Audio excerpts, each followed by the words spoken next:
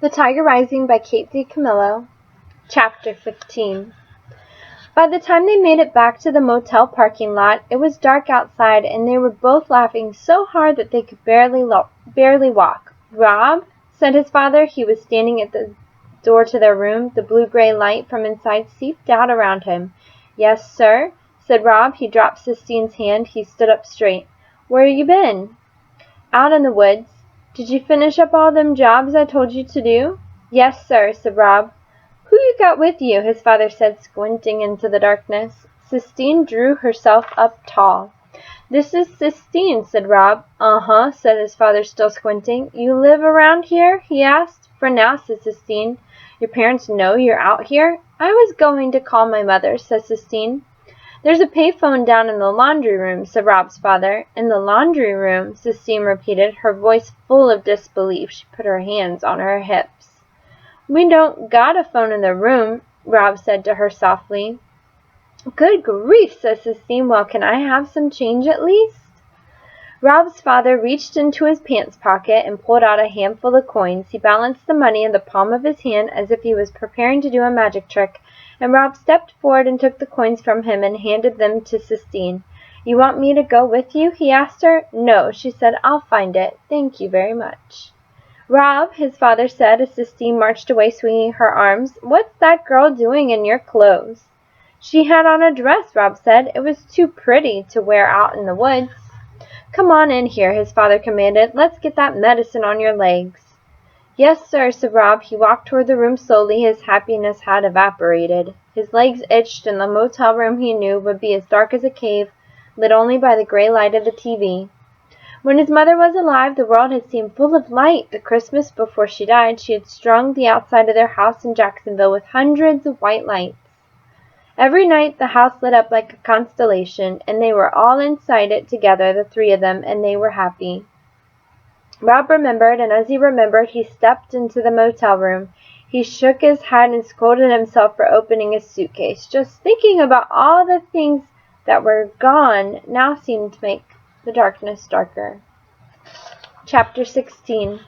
Rob sat out on the curb in front of the motel room and waited for Sistine to come back from using the phone. He had her green dress wrapped up in a grocery bag. He had tried to fold the dress up neatly, but folding a dress turned out to be an impossible task, and he finally gave up. Now he had the bag out and away from him so that the grease from the medicine on his legs would not stain it. He was relieved when Sistine finally walked toward him out of the darkness. "Hey," he said. "Hi." She sat down on the steps next to him. "How come you don't have a phone?" Rob shrugged. "Ain't got nobody to call, I guess." "My mother's coming to get me," Sistine said. Rob nodded. "Here's your dress." He handed her the bag. Sistine took it and then tilted her head to look up at the sky. Rob looked up, too. The clouds had shifted, and there were clear patches where the stars shone through. "I can see the Big Dipper," Sistine said. "I like looking up at things. So do my mom and dad." That's how they met. They were both looking up at the ceiling of the Sistine Chapel, and they weren't watching where they were going, and they bumped into each other. That's why I'm named Sistine. "I like your name," said Rob shyly. "I've seen the Sistine ceiling, too," she said. "They took me last year, before Bridget, when they were still in love." "Does it look like the pictures?" Rob asked. "Better," said Sistine. "It's like, I don't know, it's like looking at fireworks, kind of." "Oh," said Rob, "maybe we could go to Italy sometime and I could show you." "That would be all right," said Rob. He smiled into the darkness.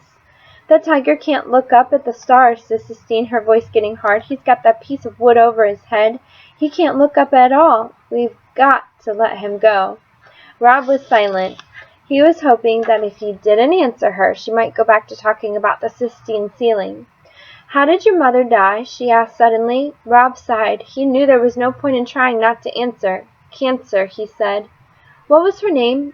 "I ain't supposed to talk about her," said Rob, closing his eyes to the stars and concentrating instead on his suitcase, working to keep it closed.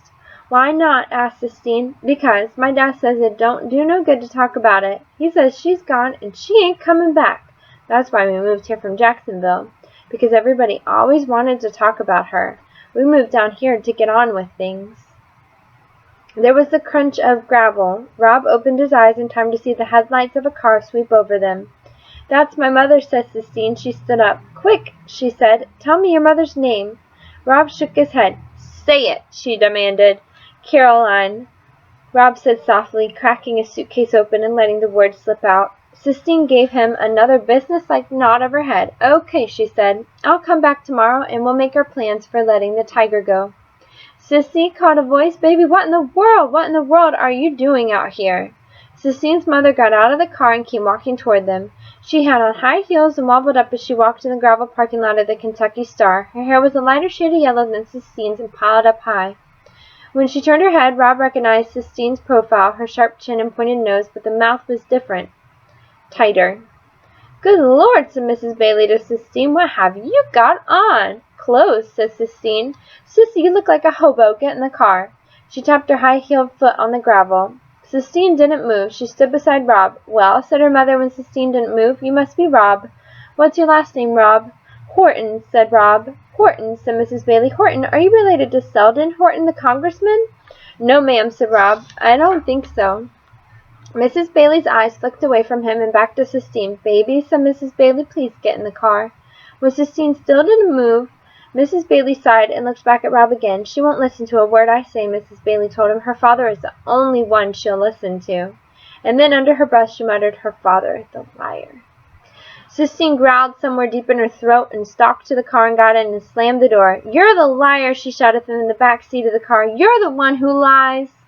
"Jesus," said Mrs. Bailey. She shook her head and turned and walked back to the car without saying anything else to Rob. Rob watched them pull away. He could see Sistine sitting in the back seat. Her shoulders were slumped. A motel room door slammed. Somebody laughed. A dog barked once, short and high, and then stopped, and then there was silence. "Caroline," Rob whispered into the darkness. "Caroline, Caroline, Caroline." The word was as sweet as forbidden candy on his tongue.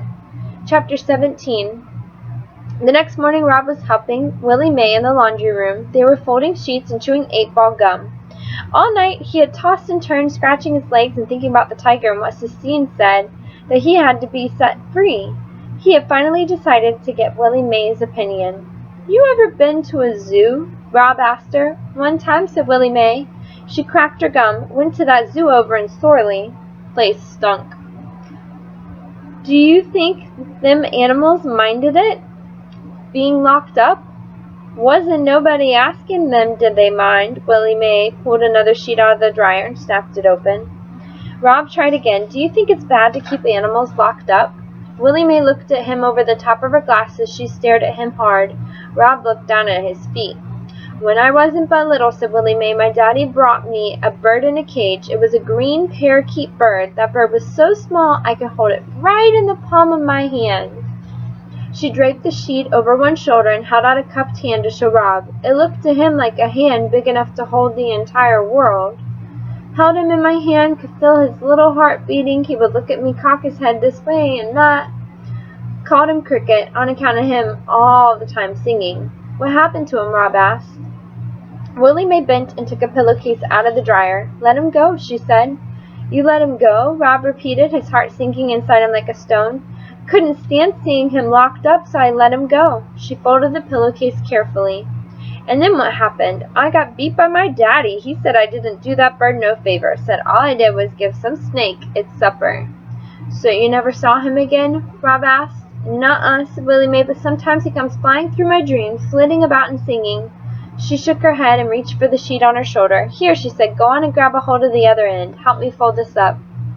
Rob took hold of the sheet, and as it billowed out between them, a memory rose up before him, his father standing out in the yard, holding his gun up to the sky, taking aim at a bird.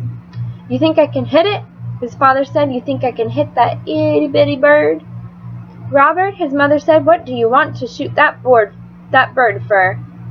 "What do you want to shoot that bird for?" "To prove I can," said his father. There was a single crack and the bird was suspended in midair, pinned for a moment to the sky with his father's bullet. Then it fell. "Oh, Robert," his mother said. It hurt the back of Rob's throat to think about that now, to think about the gun on his mother and the small thud the bird made when it hit the ground. "I know something that's in a cage," said Rob, pushing the words past the tightness in his throat.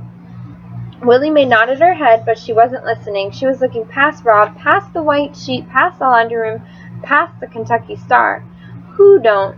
she said finally. "Who don't know something in a cage?" After that, They folded the sheets in silence. Rob thought about the bird and how when he had finally found his small, still warm body, he had started to cry. His father told him not to. "It ain't nothing to cry over," he said. "It's just a bird." Chapter 18. Rob was sweeping the cement walkway in front of the Kentucky Star rooms when Beauchamp pulled up in his red Jeep and honked the horn. "Hey there!" he hollered. Beauchamp was a large man with orange hair and an orange beard and a permanent toothpick in the side of his mouth.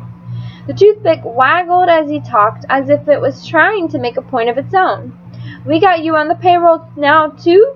Beauchamp shouted. "No, sir," said Rob. "All right," hooted Beauchamp. He hopped out of the Jeep. Got you working for free, that's what I like to hear." "Yes, sir," said Rob. "Ain't you supposed to be in school, or you done graduated already?" The gold chains buried deep in Beauchamp's orange chest hair winked at Rob. "I'm sick," said Rob. "Sick and tired of school, right?" He slapped Rob on the back. "Don't got a mama putting down the rules for you, do you? Get to make your own rules, not me," said Beauchamp. He jerked his head in the direction of the motel office where his mother, Ida Bell, worked at the front desk. He winked at Rob and then looked to the left, then right. "Look here," he said in a quieter voice. "I've got me a number of deals going on right now, a few more than I can properly handle. I wonder if a smart boy like yourself wouldn't be looking for a way to pick up some extra spending money." He didn't wait for Rob to answer. "Let me tell you what I got cooking. You like animals?" Rob nodded. "Course you do," said Beauchamp, nodding with him. "What boy don't? You like wild animals?" Rob's heart skipped. He suddenly knew where Beauchamp was headed. "I got me a wild animal," said Beauchamp. "I got me a wild animal like you would not believe, right here on my own property, and I got some plans for him, big plans, but in the meantime, he needs some taking care of, some daily maintenance. You following me, son?" "Yes, sir," said Rob. "All right," said Beauchamp. He slapped Rob on the shoulder again. "Why don't you climb on into this Jeep and let me take you for a ride, show you what I'm talking about." Now, I don't think it's a good idea for a little boy to be cleaning a tiger cage or taking care of a tiger. "I'm supposed to be sweeping," said Rob. He held up the broom. "Says who?" said Beauchamp, suddenly angry. "Your daddy? He ain't the boss. I'm the boss, and if I say let's go, you say all right."